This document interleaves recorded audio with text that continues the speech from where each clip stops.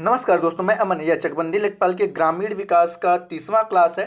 ठीक है, आज के इस क्लास में हम देखेंगे कृषि प्रणाली। भारत में जो कृषि प्रणाली है उसका दूसरा पार्ट।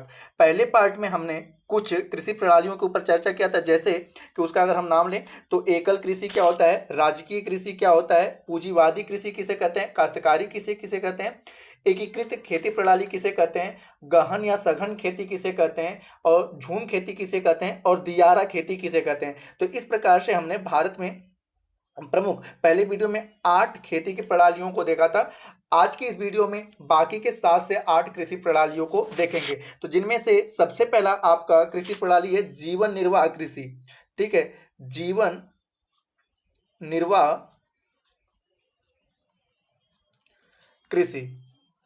ठीक है, यहाँ पे जीवन निर्वाह कृषि को देखते हैं तो यहाँ पे सामान्य रूप से यहाँ पे लिखा है जीवन निर्वाह, कि हम जो भी खेती करेंगे केवल अपने खाने के लिए करेंगे, अपना जीविका जीवन चलाने के लिए करेंगे, जीवन को निर्वाह करने के लिए करेंगे। उससे हम किसी प्रकार के इकोनॉमिकल सोर्स या उसे बेचने के लिए हम, ठीक है, खेती नहीं करेंगे। जैसे कि मेरे पास, ठीक है, 1 बीघा खेत है, मेरे पास 1 बीघा खेत है और हमारी ज्वाइंट फैमिली है। तो यहाँ पे बेसिक तौर पे आपने देखा होगा कि जो छोटे आकार के जो जो छोटे जोत वाले कृषक होते हैं वो क्या करते हैं, खास करके जीवन निर्वाह खेती करते हैं, क्योंकि उनका फैमिली बड़ा होता है और एरिया कम होता है, तो वह अपने क्षेत्रफल पे उतने ही भोजन को लगा पाते हैं जितना ही को वह खा पाते हैं। तो हमारे पास उतना ही खेत है जितना कि हम खा सकें। तो इस प्रकार की जो खेती होती है उसे जीवन निर्वाह खेती कहते हैं। इससे यहाँ पे जिस भी फसलों का हम उत्पादन करते हैं, ठीक है, बाजार में बेचने के लिए नहीं करते हैं। ठीक है, जो भी फसलों का हम उत्पादन करेंगे बाजार में बेचने के लिए नहीं करेंगे, केवल और केवल अपने लिए करेंगे।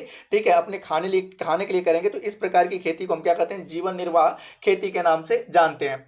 आपका अगला जो है वहां पे, ठीक है, दूसरी खेती है आपका सीढ़ीदार। ठीक है, सीढ़ीदार खेती, सीढ़ीदार खेती। ठीक है, तो बेसिक तौर पे आपने देखा होगा यह सीढ़ीदार खेती के यहाँ पे होती है, तो जो खास करके ढालूदार इलाके होते हैं, ठीक है, जो आपके पर्वतीय क्षेत्र होते हैं, पर्वतीय क्षेत्रों में जो ढालूदार खेत होते हैं, ठीक है, ढालूदार खेत होते हैं ऐसे, तो वहां पे क्या किया जाता है कि सीढ़ीदार खेत बनाया जाता है जिससे कि मिट्टी का कटान ना हो।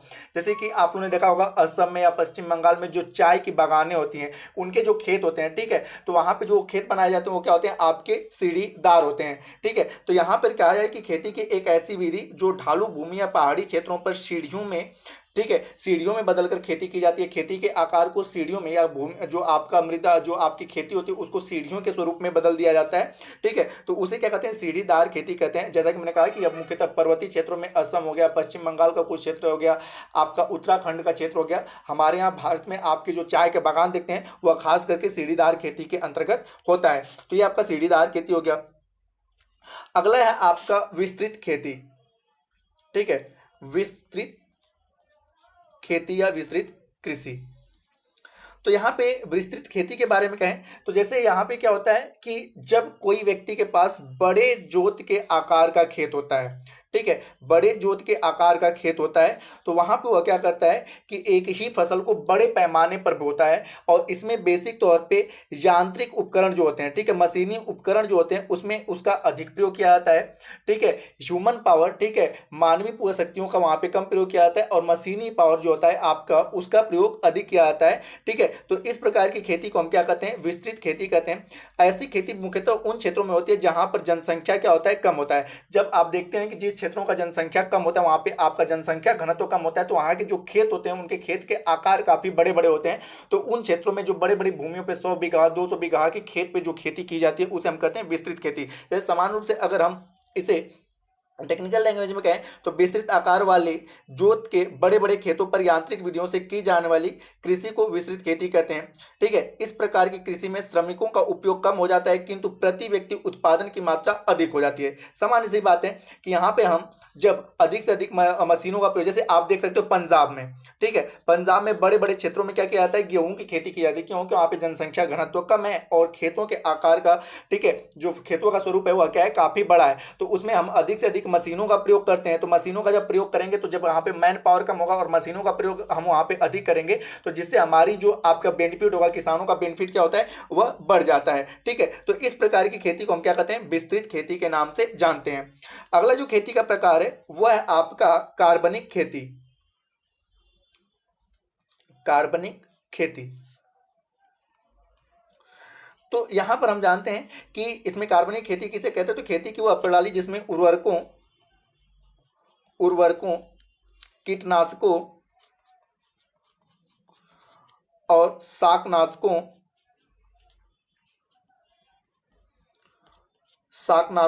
व वृद्धि नियंत्रक आदि का प्रयोग नहीं होता है। यहाँ पे जैसे खास करके खेती की वह प्रणाली जहाँ पे हम उर्वरकों का प्रयोग नहीं करते हैं, कीटनाशकों का प्रयोग नहीं करते हैं, शाकनाशकों का प्रयोग नहीं करते हैं। यहाँ पे इसके अलावा हम क्या करते हैं कि जीवाश्म पदार्थ वाले कृषि आगतों का ही प्रयोग करते हैं। जैसे कि वहाँ पे हम इनका प्रयोग न करके क्या करेंगे, बेसिक तौर पे ठीक है हम क्या करेंगे, कंपोस्ट खादों का उपयोग करेंगे, ठीक है जैविक खादों का प्रयोग करेंगे। तो इस प्रकार की खेती को हम क्या कहते हैं, कार्बनिक खेती के नाम से जानते हैं बेसिक तौर पे, ठीक है। और इसे एक अन्य संज्ञा दी जाती है, कार्बनिक खेती को हम लोग पारिस्थितिकीय कृषि के नाम से भी जानते हैं,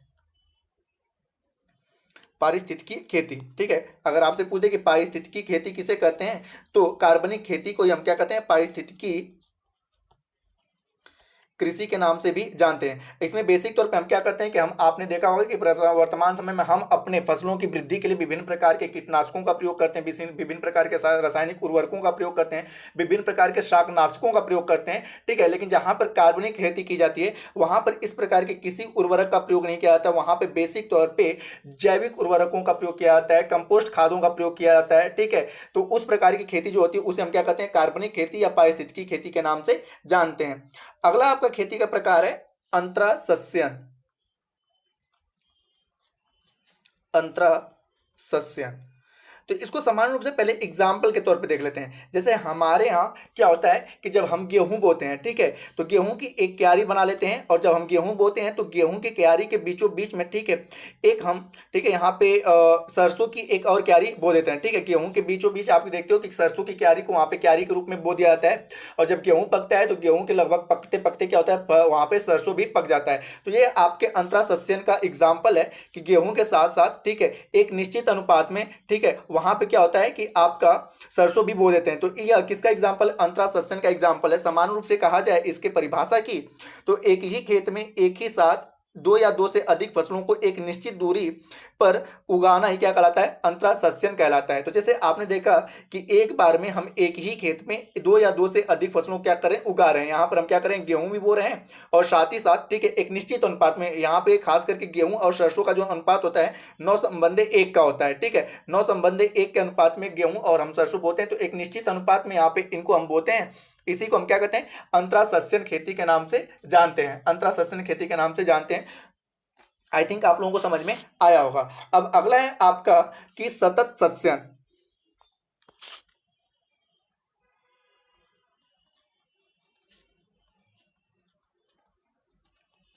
सतत सस्यन खेती किसे कहते हैं, यहां पर जानते हैं।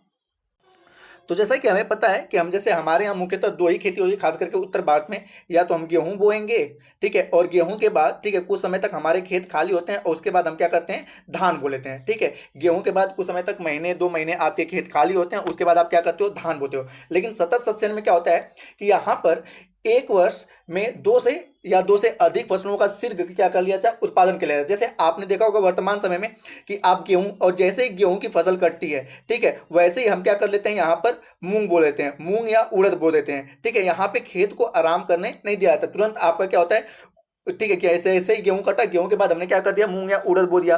या आप लोगों ने देखा होगा खास करके जहां पे आलू और मक्का की खेती अधिक मात्रा में होती है, तो जैसे ही हम क्या करते हैं कि पहले आलू बोएंगे, ठीक है, आपके रबी के समय में हमने आलू बो लिया, और जैसे ही आलू के फसल की, ठीक है, खुदाई होगी, उसके तुरंत बाद खेत को बिल्कुल आराम करने के लिए हम नहीं छोड़ते हैं, तुरंत हम क्या करते हैं, वहां पर मक्का बो देते हैं, ठीक है। और जैसे ही मक्का आपका समाप्त हुआ, ठीक है, मक्का जैसे ही समाप्त हुआ, हम क्या कर लेंगे, वहां पर धान लगा देंगे, ठीक है। तो यहाँ पे खेती को बिल्कुल आराम करने, लगातार, सतत सतत मतलब कि लगातार, सतत मतलब क्या होता है, लगातार, कि लगातार उस खेती पर हम किसी न किसी फसल को बो रहे हैं, उसे हम क्या कहते हैं, सतत सस्यन कहते हैं, ठीक है। और आपका अंतरासस्यन क्या होता है कि एक ही साथ, ठीक है, एक ही बार में एक ही खेती पर एक से अधिक फसल या दो से अधिक फसल को उगाना क्या कहलाता है, आपका अंतरासस्यन कहलाता है। और सतत सस्यन मतलब कि जैसे ही एक फसल कटा, तुरंत उसके बाद, ठीक है, दूसरी फसल को हम, ठीक है, बो दें, खेत को आराम करने नहीं देते, तो इसे हम क्या कहते हैं, सतत सस्यन के नाम से जानते हैं। आज का जो आपका लास्ट है वो है आपका अनुपद सस्यन।